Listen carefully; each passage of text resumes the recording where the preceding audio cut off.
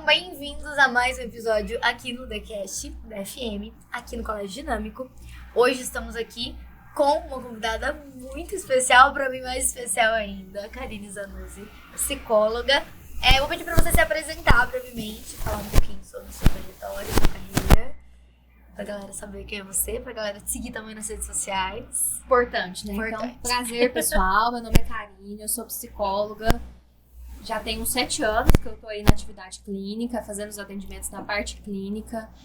Sou formada aqui pelo FG de Jataí, hoje o FJ. Atendo principalmente mulheres, principalmente para falar da questão sobre os relacionamentos. E o meu perfil nas redes sociais é @psi_Karine. Muito bom. Muito bom. E professora Rayane, primeira vez participando aqui com a gente também. Fala, galerinha. Seja bem-vinda, É um Ray. prazer estar aqui. Esperamos que você volte mais vezes Com certeza. para me acompanhar nesses podcasts. Ixi, só convidar.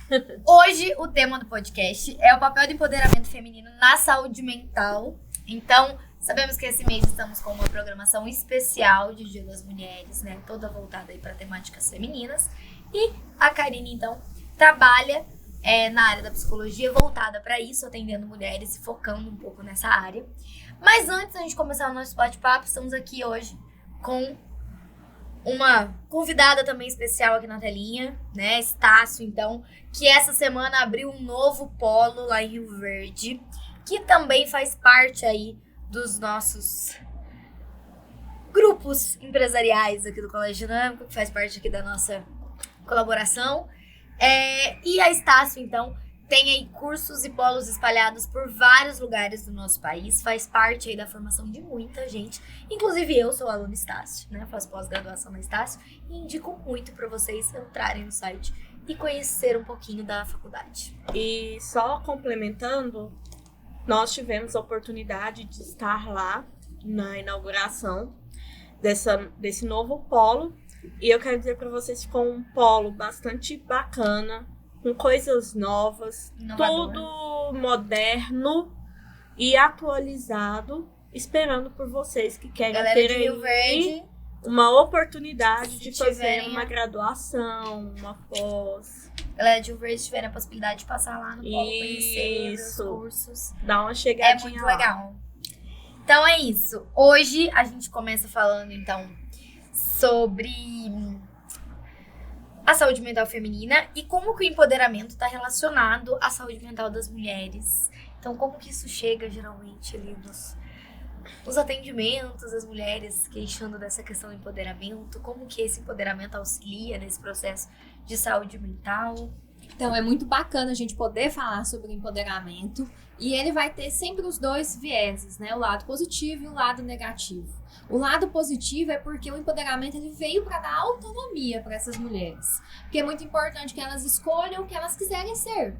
Dar essa liberdade, elas podem escolher suas profissões, traçarem suas metas. Então essa é a parte bacana do empoderamento.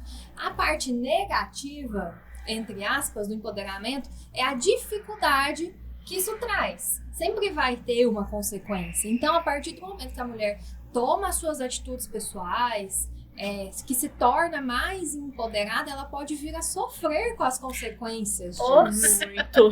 Bastante! E muito. Olha, te falar que sofre, viu? Então, essa parte negativa do empoderamento, uma das coisas pode ser a concorrência feminina. Então, Outras mulheres. com outras mulheres, a rivalidade feminina. Eu acho que é pior ainda com outras mulheres do Sim. que com homens em alguns momentos, tá? Com certeza. Existe uma fala, um dialeto que a mulher ela não se arruma para atrair homens, ela se arruma para se mostrar para outras mulheres. Para outras mulheres. E isso, dentro do mercado de trabalho no geral, a gente vê o incômodo, assim, muito reativo de mulheres. Sim. Né? Porque os homens, por mais que às vezes eles se incomodam, mas ali naquela... Internamente, né? As mulheres externalizam esse incômodo e vão atrás das coisas. Então, é muito comum ver isso acontecer. É muito constante e vai de nós também entendermos e filtrar esses Porque o empoderamento ele vai trazer, você vai ter uma concorrência com outras mulheres, tanto no sentido de, nossa, olha o que essa mulher já conseguiu e eu ainda não consigo. Ai, mas eu não sei nem se eu quero ser mãe, mas tá todo mundo sendo. Por que ela tá ali e eu não estou? Eu não consigo isso. Então traz essa parte negativa que muitas das vezes nós mulheres ainda não conseguimos lidar com isso. Não.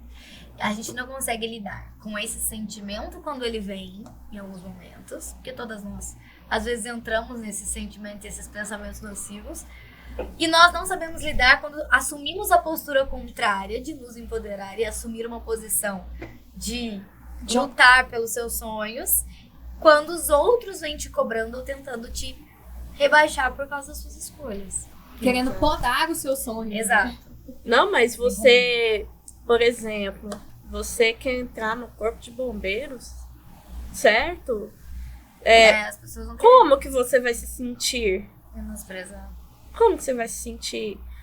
Ah, você vai entrar para a carreira militar? Você vai querer entrar para uma carreira da engenharia civil, por exemplo?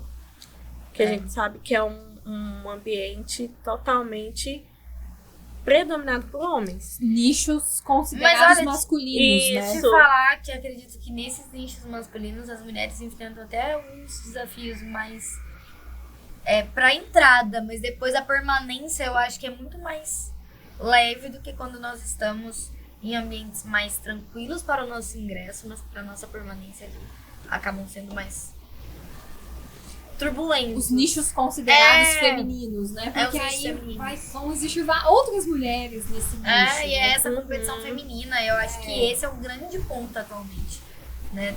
Ensinar as mulheres a não competirem por lugares com outras mulheres, né? Nós estamos, na verdade, dentro de um mesmo espaço e lutando por espaço de E nós estamos aí em constante luta para conseguir esse espaço. Né? E conseguir esse espaço não significa escolher aquilo que todo mundo escolhe. Sim, é bem é importante falar. Né? Isso vale para quem escolhe seguir uma carreira sozinha, ou aquela que escolhe construir uma família, ou aquela que escolhe ter filhos mais jovem, ou aquela que escolhe ter filhos mais velha. Então, ter a liberdade de escolher aquilo que se quer fazer e conseguir executar esses sonhos e essas metas. Ser aceita, né? Independente da sua sua escolha. Sim, Se você quer ser mãe, ótimo, maravilhoso. Se você quer ser mãe e trabalhar fora, parabéns pra você também. Mas se você quer só trabalhar e não quer constituir família, dar ênfase pra isso lá, tá tudo bem também. Porque o universo é múltiplo e ainda bem. E todas as escolhas precisam ser relevantes. Um choque. Isso é um choque pra realidade. A mulher independente, ela causa um impacto. Incômodo. E um incômodo. Até na hora de se relacionar. Porque como assim eu vou me relacionar, seja com homem ou com mulher? Essa mulher é independente. Porque ela vai ter o seu salário, como é que vai ser esse negócio? Vai ter uma partilha? Ela não vai depender de mim? Ela não vai depender de mim? Não vai ter que pedir essa autorização, antigamente essa bênção, né? Tipo, me dá um dinheiro pra poder ir ali na farmácia? Então, isso já não existe mais. E até, às vezes, aquelas mulheres que já têm uma autonomia, que já têm uma independência e por algum período da vida precisam dar esse passinho para trás e ficar dependente, também é muito difícil. Eu acho que é mais difícil. Depois que a gente já assume uma postura de independência, voltar à dependência, do que aquelas que já estão inseridas nesse cenário desde sempre, que nunca experimentaram o outro cenário. Então, a gente vai ver que a mulher ela vai sofrer em vários aspectos. Seja por ela ser empoderada ou não, seja por ela trabalhar fora ou não, seja por ela trabalhar em casa. Então, todos os aspectos vão ter as partes boas e as partes difíceis, né? É como que a gente vai lidar com isso. Exato. E quais são alguns dos principais desafios enfrentados, então, com relação à manutenção da saúde mental da mulher, tendo em vista todos esses desafios que a gente enfrenta para o empoderamento? Eu acho que um dos principais desafios é conseguir manter essa autonomia. O que eu quero? Eu quero realmente ser empoderada ou eu estou fazendo isso porque tá todo mundo falando que isso é bacana? É como se fosse uma obrigação. Eu tenho uma obrigação de ser independente. Isso. Sim. Então, ou senão eu vou ficar só em casa agora porque tá todo mundo ficando. Eu não tenho um trabalho fora porque tá todo mundo agora ficando nessa parte. Então, assim, o que eu quero pra mim? Qual que é a minha autonomia? Então, isso é muito importante, porque sem essa autonomia, a partir do momento que você fica repetindo o que as outras pessoas estão fazendo só porque ou é modinha ou porque tá todo mundo fazendo, você perde a sua autonomia, assim você perde a sua independência e isso abre portas para inúmeros sofrimentos psicológicos, né? Alguns transtornos mentais, a gente pode falar, né? Sim, claro. Como que a falta de autoestima e autoconfiança, então, pode afetar dentro desse âmbito? A gente vê que muitas mulheres, dentro de todos esses desafios, acabam aí decaindo a questões de ansiedade, depressão, né? A depressão que é conhecida atualmente como mal do século, mas que eu acho que isso até mudou já. Os transtornos de aprendizagem já assumiram o papel, né? Esse lugar, né? Porque antes se falava muito de depressão, hoje em dia a gente fala um pouco mais de transtorno de aprendizagem. Mas ainda assim a gente vê muitas mulheres lutando contra a depressão e contra a ansiedade, principalmente quando são inseridas no mercado de trabalho, principalmente quando precisam lidar com esses momentos de dificuldade. Até porque somos múltiplas, né? Exato. Então, você vai enfrentando essas dificuldades em vários aspectos da vida. É dentro da sua casa, é no seu trabalho, nas suas relações familiares, com os amigos. Então, a gente é bombardeada a todo momento. Eu considero a autonomia e a autoconfiança o ponto principal de toda a psicologia, principalmente da forma como eu trabalho.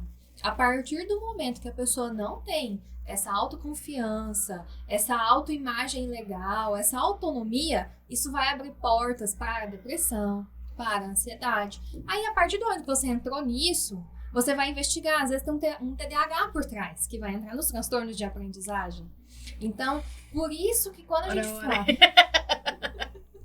Olha as identificações aí acontecendo. Acho que eu já vi essa história. Eu acho que eu vou ser semelhante. Acontecendo lá no seu consultório. Normalmente isso acontece, né? Então, acaba acontecendo com uma certa frequência. Então, às vezes, as mulheres chegam com outras queixas pro consultório, e aí você vai trabalhando, vai identificando, você vai ver, não, mas se a gente conseguir trabalhar a autonomia dela, a autoconfiança, a gente vai desenvolver essa mulher positivamente. Isso vai dar múltiplas ferramentas para que ela consiga trabalhar e assim lidar melhor, se for o caso, né, com a ansiedade, lidar melhor com a depressão. Então, a base de todo o trabalho, seja para o bem, seja para o mal, é a autonomia, a autoconfiança, todas essas questões do auto, né? E esses transtornos que a gente fala, né, acaba afetando muito a questão da autoestima. Isso. Né? E, tipo, nossa, mas eu não consigo, eu não dou conta, eu não vou fazer. Me falaram que eu não vou conseguir. Então, a gente acaba se pegando a isso. E a nossa autoestima, ela acaba sendo comprometida. Sabotada. Tipo, não é isso. A gente se auto-sabota até. Sim. Não é isso que eu tava querendo fazer, mas porque fulano falou, então eu não vou fazer. Isso. Aí a gente entra na autonomia, né? O que é seu e o que é da outra pessoa. O que a gente pode falar também? A depressão, ela muitas vezes ela provoca esse estado de espírito rebaixado, essa energia rebaixada. Então, hoje eu não tô afim. Sim. Então, aí você não consegue desenvolver um trabalho, às vezes você vai, faz o seu trabalho, mas muito mal feito, só para cumprir ali com a obrigação. A ansiedade também provoca isso, né? Eu tô muito ansiosa, eu tô afobada, eu tô acelerada, eu não consigo fazer nada. Aí trava, aí bloqueia, aí depois surge alguns sintomas depressivos por conta disso, então a gente vai ver a bola de neve.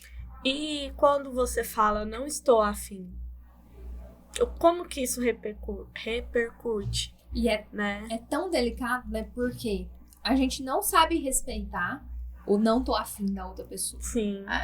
Mas por que você não vai fazer? Você tem que fazer. Não. Você não tem a sua escolha. E tem, né? Eu acho que um dos meus maiores desafios foi esse, de aprender a falar não e botar limite nas coisas. Porque a partir do momento onde as pessoas depositavam uma expectativa de algo em mim, eu não me colocava nesse lugar de poder frustrar a expectativa que alguém tem sobre mim. Seja no trabalho, seja na vida pessoal, enfim. E o falar não, muitas vezes, era algo que me afetava, porque daí eu acabo me sobrecarregando, eu acabo entrando ali num pico de ansiedade estratosférico, mas eu não descumpro nenhuma das minhas demandas. Aí olha só como a Ana Laura é legal. Como a Ana Laura é legal, ela faz tudo. Ela faz tutudo que a Ela gente cumpre pede. todas as nossas Não, demandas. vem com a Ana Laura, porque com certeza ela vai conseguir. Ela vai faz, querer. ela faz sim, mas aí quando ela fala, não, eu não vou fazer porque não posso. Oi? Aí acabou a Ana Laura. Ana Laura não pode. serve, Ana Laura A Ana Laura presta. não dá bem. Não está A qualificada. Ana Laura não está bem. Ela tá estranha. Tá muito esquisita. E aí a gente vai realmente ver que algumas, principalmente a depressão, ela faz muito isso com a gente. Eu não quero fazer nada, eu não tenho nem coragem pra me levantar pra fazer alguma coisa. Só que as pessoas não aceitam. Como assim? Mas se você tivesse com a perna quebrada, Aí tudo bem. você ficar deitada. Não, ela tá com a perna quebrada, coitada. Ela tá não no vai dar hospital, conta, tá internada. bem Não dá. que é a moda agora. Eu sempre falo assim, claro que a depressão, ela traz isso com a gente. Eu sempre falo para meus pacientes, para as minhas pacientes, vamos tentar hoje? Não, vou tentar e não conseguir. Então, tudo bem. Amanhã você vai tentar de novo. Mas vamos respeitar. Entender o que te passa. Não fazer só porque tá todo mundo fazendo. Então, é importante... Ou fazer porque você tem a obrigação de fazer aquilo. Porque Isso. a gente não tem. E tudo que é obrigação vai se tornando Um fardo. um fardo, fica chato, você não faz bem feito. Então, perde toda a graça. Perde o sentido. Perde o das coisas. sentido. Como que a gente consegue ajudar, então, mulheres a lidar com essas expectativas impostas pela sociedade, pelas outras mulheres também? E como que nós conseguimos, dentro de um ambiente de trabalho, tornar aquela relação saudável entre mulheres? Eu acho que é importante a gente pensar nesse conceito de expectativa. Expectativa é esperar algo de alguém. Então, é a outra pessoa que tá esperando algo de você, não é seu. Nossa, eu acho que esse ponto pra mim foi um ponto de avanço do o que eu espero de mim e o que as pessoas Isso. esperam que eu faça. E as pessoas estão sempre esperando algo de você. Então você fica naquela, meu Deus, e se eu não conseguir suprir as expectativas que estão colocando em mim? Não, a gente já nasce com essas expectativas atreladas, né?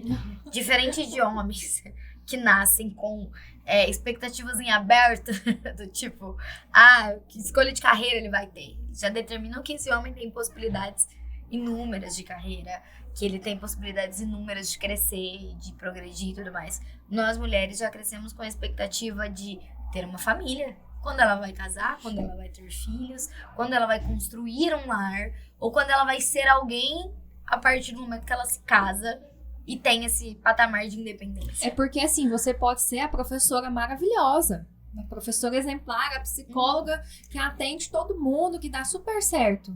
Mas em que momento que você vai dedicar pra sua família? Qual o momento que você vai ser mãe? Porque você pode ser super bem sucedida, mas se você não tiver esse outro você vai ter que lado, parar em algum momento pra você ser mãe, pra você cuidar da sua família. muitas pessoas não vão te validar por conta disso. Você não tem filhos? Então tá. Perdeu pra mim. Nossa, mas na cidade? Isso. Então, assim, essa expectativa, É a ela... frase de sempre. Porque é sempre assim. Você... Acho que você ainda tá mais nesse... Você já casou. Então eu acredito que essa frase você escuta bem. É assim, você tá no ensino médio. O que você quer fazer? Qual vai ser o seu curso? Aí você sofre pra escolher um curso. Aí depois você sofre pra falar, porque tem muita gente que tem vergonha ou que não quer comentar, enfim. Aí você entra na faculdade, tá indo super bem. E o namoradinho? Vem quando? Nossa, e o enxoval? Você vai começar a montar quando? Eu nunca tive esse fardo, não. Ixi. Enxoval nunca me falaram. Achei essa palavra meio velha. É porque, assim, na verdade, nós temos essa cobrança das pessoas mais velhas, né? Assim, entre aspas. Porque foi a criação que elas tiveram. A criação que elas tiveram foi: a mulher, ela nasce, ela obrigatoriamente ela tem que casar, construir uma família e cuidar da casa. Então foi a criação que E não elas que isso tiveram. tenha deixado de ser algo que as mulheres fazem ou que elas podem fazer, mas é porque hoje em dia ela tem várias possibilidades Sim. em torno disso, atreladas a isso também. É mais uma É atividade. mais uma. A gente tem muitas funções, no caso. Muitas. E E aí multifuncionais. que dá o problema, né? Então, Chega ao Bombril. A gente tem 1001 utilidades. Exato. aí você entra na faculdade, aí às vezes você até arruma um namoradinho, vai ficando sério. Cadê um enxoval? Sim. Casamento vai sair quando? O de casamento é quando? Lá em casa teve essa história Sim. toda do enxoval. Sim. Aí no início eu relutava, eu pensei melhor, falei, gente, é melhor eu aceitar esse enxoval do que ficar o trem mal feito. É verdade, então faz Aí eu sentido. aceitei, falei, bora lá, vamos mexer com esse enxoval. Então fez todo o enxoval, todo bonitinho, casa. Aí cada um se quer casa na igreja ou não, mas precisa registrar esse momento, né? Tem que ser compartilhado, tem que ser festejado. No outro dia depois do casamento que dia que vem a criança? Né? Quando que vai ser? E aí, Mas quais são vamos os mais planos além. dos Os aniversários de 15 anos. filhos? Né? Nós também. Não Não posso falar, vou estar sendo hipócrita, porque fiz. Vários Tipo, traumas, inclusive. Vários eu diversos. vou falar com a experiência que eu vivi, né? A minha mãe quis fazer meu aniversário de 15 anos e tal. E um dia, tava ela, arrumando a casa, ela... E aí, Rayane, é seu aniversário de 15 anos? E aí, você tá com alguém? Como que é? Não, porque a gente já tem que príncipe de 15 saber. Se esse menino vai dançar a valsa com Né? você. Quando ela começou a organizar minha festa, ela colocou uma proibição. Tendo namoradinho ou não vai ter príncipe de 15 anos, porque depois vai sair no álbum. E aí eu peguei e falei assim... O problema era o álbum, não podia. Mãe, não tô preocupada com isso agora. E ela, não, mas por quê? Né? Como assim? Você ainda não pensa nisso? Não. Eu posso até pensar, mas a vontade ainda não, né? E isso muitas vezes também se torna um problema, né? Porque é a expectativa da família que assim, nossa, você já tem 15 anos Sim. e até hoje você E não até apresentou hoje- alguém. Então isso também Até gera. hoje eu acho engraçado, né? Porque são 15 anos. Nossa, mas- você já tem Ah, 33 anos, você ainda não pensa em ter filhos? Não. E aí uma vez uma mulher me falou Na verdade, não. Né? Eu ainda sou uma criança, calma. essa mulher um dia chegou em mim e perguntou, e aí, quando que vai vir o nenê? Eu falei, então, não sei, né? Tá, desconversei, daí ela falou assim, todo mundo deve te perguntar isso, né? Eu falei, sim, todo mundo me pergunta. Aham. Inclusive você. Aí Você ela, é mulher. mas não se preocupa, porque essa pergunta não vai acabar enquanto você não tiver o segundo filho. A partir do segundo, aí as pessoas vão trocar e vão te perguntar assim, mas você não vai fechar a fábrica, não? Ou seja, as pessoas vão estar sempre palpitando. Exato. sempre Elas vão vão comprar estar uma mulher. opinando. Sempre é com verdade. essa expectativa. Então, se você Uhum. tem um, é pouco. Se você tem dois, você não vai pagar mais. Enfim. Expectativas relacionadas ao universo feminino no Isso, geral, né? então- Elas duram pra sempre. Então, eu acho que se a gente aprender a lidar que essas expectativas vão sempre estar presentes, sempre nos acompanhando, talvez torne o fardo um pouco mais leve. É. Porque não vai acabar. Não. Não vai Não. acabar na minha geração. na Independente sua, das nem na escolhas, Laura. independente dos caminhos, essas cobranças sempre existem. Seja em formação familiar, seja uma questão de carreira. Isso. Isso é uma cultura que Isso. foi É, imposta, enraizada. né? Foi culturas. É. O que foi ensinado. Agora, seguindo a nossa pauta, como que as mulheres conseguem, então, desenvolver uma resiliência emocional para enfrentar esses desafios, acolher outras mulheres e, enfim, fazer as coisas se encaminharem a respeito disso? O que é resiliência, realmente? Vamos começar pelo termo resiliência. Eu acho que ele Qual o sentido da resiliência? Acho que podemos chamar o professor de física, né? Para nos ajudar com esse conceito de resiliência. resiliência. Na física, os professores de física aí que, por favor, tenham pena de mim, mas eu vou A tentar. gente é tudo de humanas. A Rayane não, a Rayane é de Eu sou De da naturezas. biológicas mesmo. biológicas. Mas a gente aqui, humanas, tá? Então, Enfim, a resiliência é isso. Quando eu puxo um elástico, o elástico ele vai se esticar e ele vai voltar para o mesmo lugar.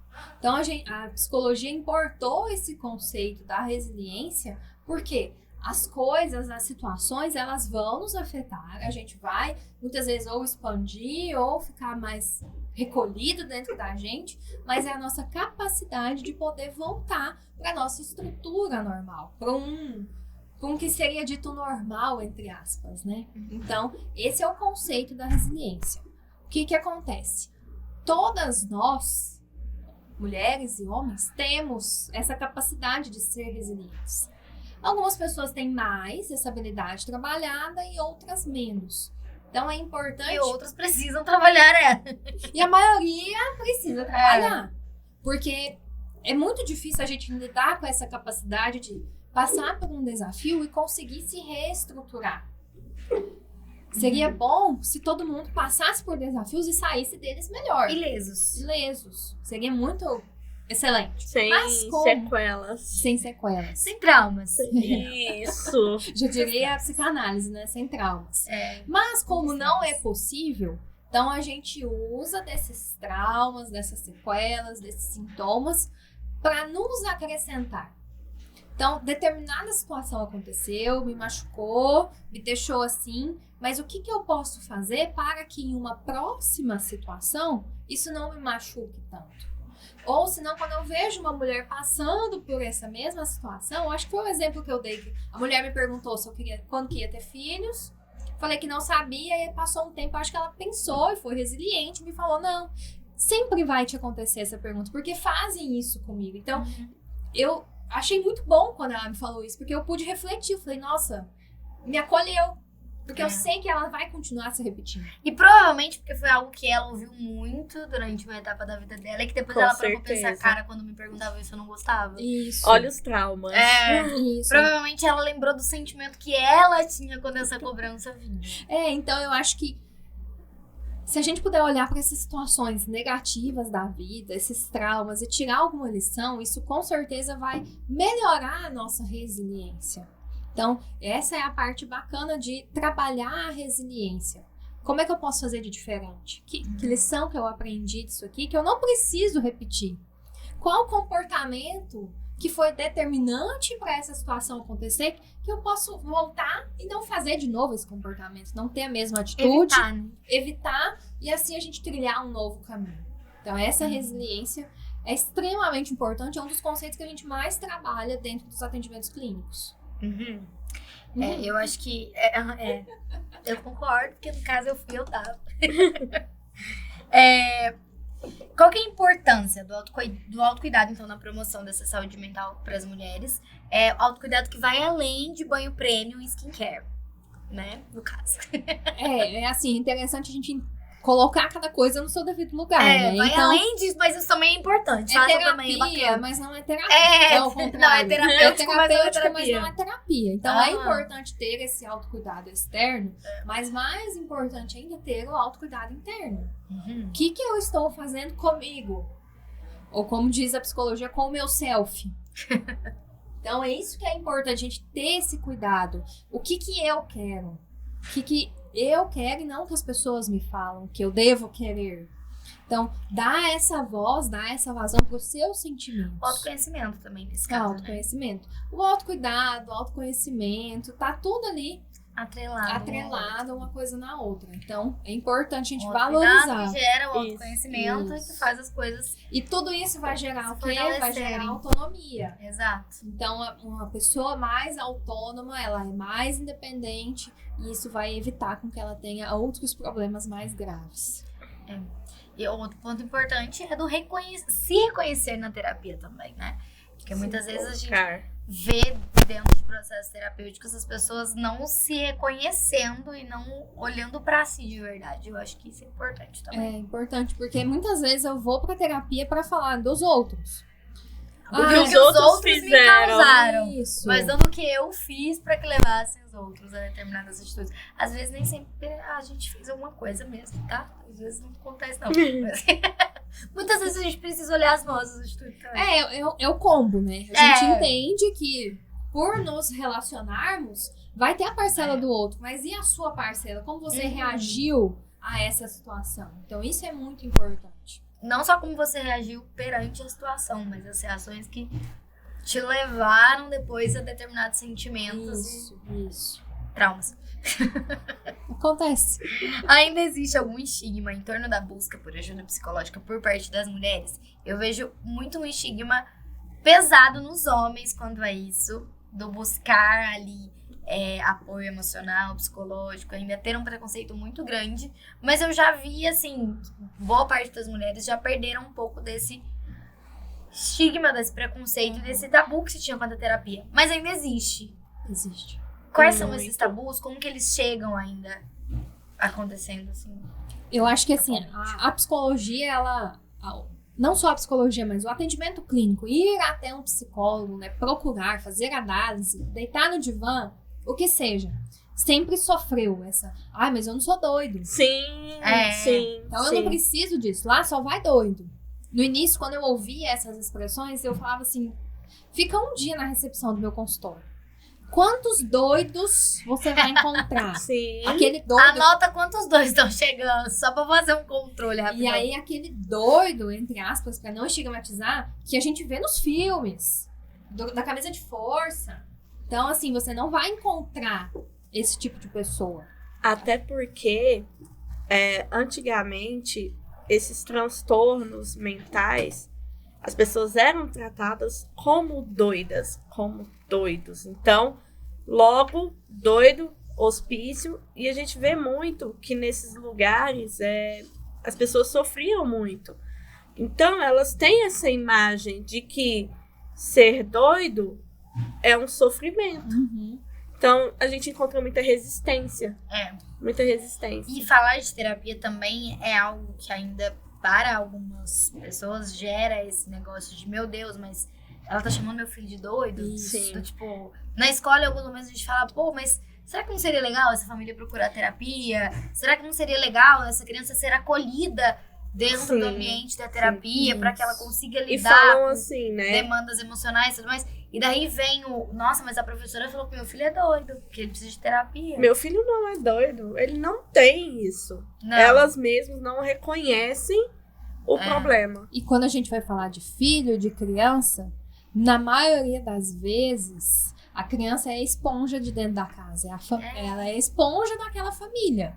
Então, ela tá só, não é nem verbalizando, mas expressando os sentimentos daquela casa. Então, às vezes, e eu vou falar que já aconteceu no meu consultório, os pais procuram e falam, eu vejo que nós estamos interferindo na maturidade, no crescimento psicológico do filho, da filha, por isso nós estamos aqui. Então, já existe, a gente caminha para isso, mas ainda está muito longe disso acontecer. Voltando à parte dos loucos, né? Antigamente, quando a gente fala aí de 50 anos atrás, qualquer situação que as pessoas olhavam e achavam que era fora dos padrões, um pouquinho fora, o tratamento era internação, era tirar da convivência. Então, isso era muito...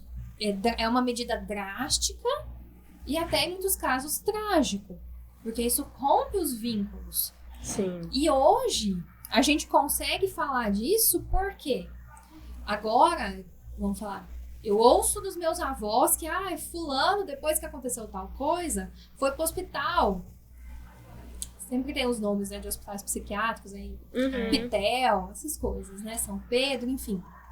Foi pra lá e ficou 15 dias longe. Então ele era doido. E vai ver, era só uma crise depressiva. Sim, não precisava ser tratado assim, mas tudo bem, era o tratamento que tinha na época. Mas isso estigmatizou a psiquiatria e a psicologia. Então, hoje, as pessoas já falam sobre o que aconteceu 50 anos atrás. Mas até pouco tempo isso não era nem relatado. Isso era abafado dentro das famílias. Não tinha nem nos livros, né? Não existia essas falas. Era algo que não era visto. Porque não era socialmente aceito, isso, né? Então, tudo aquilo que foge do padrão, daquilo que era normal, então a gente abafa. Mas hoje a gente vem evoluindo. Então, o acesso à terapia, o acesso a psiquiatras, a psicólogos, se tornou um pouco mais fácil. Todo mundo, hoje em dia, fala mais abertamente sobre isso. Algumas pessoas ainda recebem mal, né? Quando você entra, mas procura um psicólogo. Não, eu sou doido. Enfim, voltando à pergunta. Os homens ainda têm mais essa resistência do que as mulheres. Mas as mulheres ainda têm. Então, às vezes, prefiro mandar um filho para o psicólogo do que eu ir ao psicólogo. Então, Eu sempre consegui me resolver sozinha, né? Pra que eu vou na psicóloga? Não precisa. não, eu compro sapato. Eu lido bem com as coisas assim. Eu vou pro shopping fazer compras. Isso. E Eu preencho saio meu com as minhas vazio. amigas. Isso, tá eu tudo converso com as minhas amigas e tá tudo bem. E não é assim. Aí você vai só aglomerando sofrimentos, Gerando mais traumas. gerando Tá mais assim. traumas. E aí, quando chega no limite, vem surta, vem as crises muito mais graves de serem acolhidas. Outro fator muito importante é que a mulher ocupa esse lugar de cuidado. Então, eu vou cuidar de você. Não foi tema de Enem ano passado, hein? Ah, verdade. Bom falar, né? Tema do Enem, viu, galera? Tá chegando aí, tá vindo por aí. Então- Vem aí a coisa muito forte. Então, às vezes, as mulheres preferem falar para as outras. Nossa, mas procura terapia. Eu vou cuidar de você, eu te oriento a fazer isso, mas eu não preciso. Então, aceitar que eu preciso de cuidado também é um fator ainda muito grande, muito pesado para as mulheres.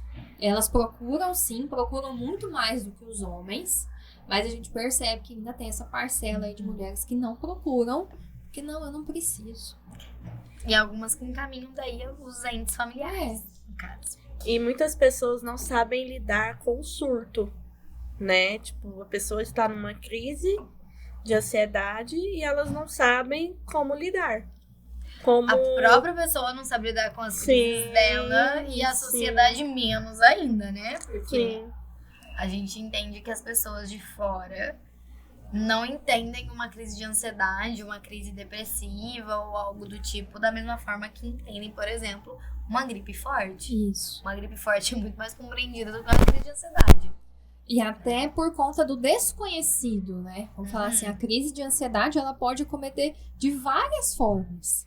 Tem gente que vai ter fortes dores de cabeça, mas fala, não, vou tomar um remédio e vou trabalhar. Tem gente que vai ficar de cama com fortes dores no corpo. Tem gente que vai trabalhar igual doido, que vai despejar toda a sua energia ali no trabalho. Tem gente que vai comer. Então, assim, cada pessoa vai viver a sua crise de uma maneira. E aí se torna difícil tanto para a pessoa reconhecer que aquilo é uma crise, quanto para as outras pessoas aceitarem, Sim. lidarem com isso. E às vezes é tido como frescura, né? Isso. A pessoa Exagero deitada, também. a pessoa Falta de deitada, maturidade. a pessoa deitada que não consegue fazer as coisas que ela tem que fazer. Ah, não, mas é preguiça. Isso É desleixo. preguiça. Não, vamos levantar dessa cama, vamos fazer alguma coisa, vamos agir. Quais são os benefícios, então, da gente promover esse acesso à terapia, à autonomia por parte das mulheres, por parte das adolescentes também, influenciar isso entre elas? Como que nós, educadoras, também conseguimos contribuir com esse processo de amadurecimento, de autonomia, de autoconhecimento, dentro do espaço em que nós ocupamos? Eu considero que vocês, enquanto professoras, vocês têm esse acesso a essas crianças, a esses adolescentes, até melhor que a gente enquanto psicólogo. Porque as crianças estão ali convivendo com crianças e adolescentes estão ali convivendo com vocês praticamente todos os dias da semana. E isso é nítido, né? Quando você falou que as crianças são esponjas da família, nós percebemos isso no dia a dia. Quando tem algum problema dentro da família, a criança já chega com um comportamento diferente. Ela já chega ali mostrando atitudes diferentes do que ela não costuma mostrar. E é onde a gente percebe, mas o menino, ele não tá legal, não, ele tá estranho, ele não é assim. Ele tá decaindo muito. O que tá acontecendo? Aí que vem a investigação. O que tá acontecendo? E às vezes, com vocês, eles se abrem até mais fácil. Com pai e mãe, isso acontece com frequência, né? Porque tem uma aproximação aí de idade, né?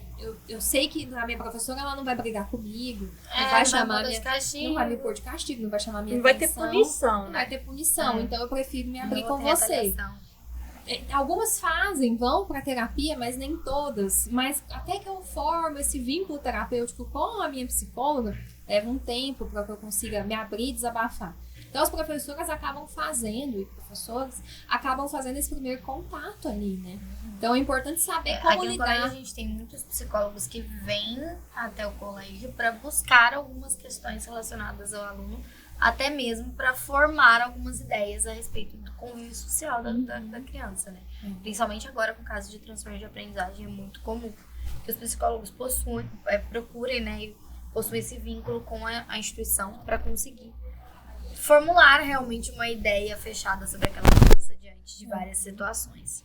Então, ali, o colégio, por ser esse contato social mais constante no dia a dia da criança, do adolescente, tem esse papel extremamente importante de fortalecer a autonomia da criança, do adolescente, para que ele aprenda a fazer as suas escolhas a partir daquilo que ele quer, daquilo que ela quer, e não só com aquilo que é expectativa, com aquilo que é esperado pelas outras pessoas, porque tem a expectativa de pai, de mãe, às vezes tem expectativa de colégio também, então é importante abrir as portas para que essa criança entre em contato com aquilo dela, com aquilo que é real dela, não com aquilo que é idealizado. E hoje a gente percebe que estão querendo muito aceitação dentro da família, aceitação das escolhas.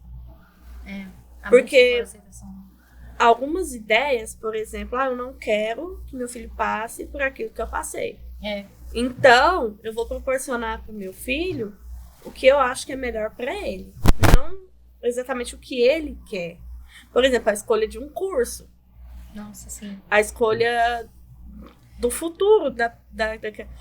Mas você vai fazer tal curso, mas você tem certeza? Medicina, né, também. Será? Você vai conseguir se sustentar com o emprego que você pode arrumar?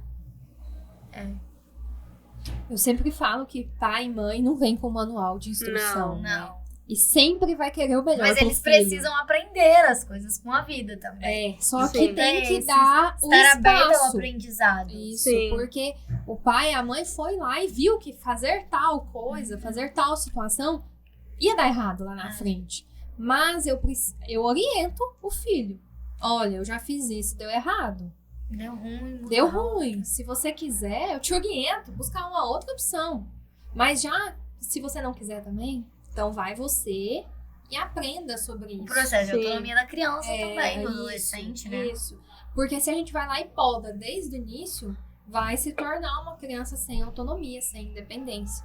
Não é isso que a gente quer, né? A gente quer pessoas autônomas, pessoas que cresçam e que evoluam. Sim. E não que fiquem independentes, né? De nada. De nada, porque No geral, assim. vamos pegar uma criança que a vida inteira teve pai e mãe, fala, não, vai por esse caminho, faz tal curso, faz isso, investe aqui, investe lá. Quando vai chegar na hora dela tomar a decisão, ela não vai conseguir sozinha. Não. E vai chegar o momento dela tomar uma decisão sozinha. E ela pode, né, a criança, o adolescente, pode ter uma frustração. Isso. Não vai saber E lidar vai com isso. ser infeliz. Tipo, eu estou fazendo isso porque foi o caminho que decidiram por mim. E aí a gente vai voltar no nosso papo lá no início das expectativas. Porque eu sempre cumpri com aquilo que os meus pais esperavam de mim. Com essas expectativas que eles colocaram sobre mim. Os pais e futuramente as outras pessoas da sociedade. Sim. Isso vai se tornando uma questão progressiva. E às vezes, alguns pais e mães nem falam abertamente sobre essas expectativas, mas a própria criança, o próprio adolescente vai captando isso. E vai Sim. gerando essa autocobrança. Quando vem a primeira frustração, se essa pessoa não tem uma base extremamente sólida, bem elaborada, o sofrimento é muito grande. E a questão da comparação também, né? Isso impacta muito a vida de uma pessoa. Isso. Seu primo ou sua prima já tem seu carro próprio, já, né, já tá bem sucedido, já tá com a família montada. E você? Tamo aí, né? E você? Né? E você? Vivendo. Ou se não, a expectativa, vamos falar entre colegas de trabalho. Tal fulano já comprou carro. Sim. A fulana trabalha fora, mas já tem filho. E você? Então, assim, sempre vão existir essas comparações. Aí é onde a gente precisa usar da resiliência para saber lidar com elas. Sim. Sim. E é isso, foi muito bom o nosso papo de hoje. Karine, muito obrigada por ter vindo. Foi uma honra ter você aqui. Você sabe o quanto eu tenho carinho por você. Façam terapia. É importante. Karine está aberta pra isso. É importante. Procurem por ela é ótima. Rayane, muito obrigada pela presença também. Volte mais vezes aqui no podcast pra gravar. E é isso. Até o próximo episódio. Até, pessoal. Obrigada.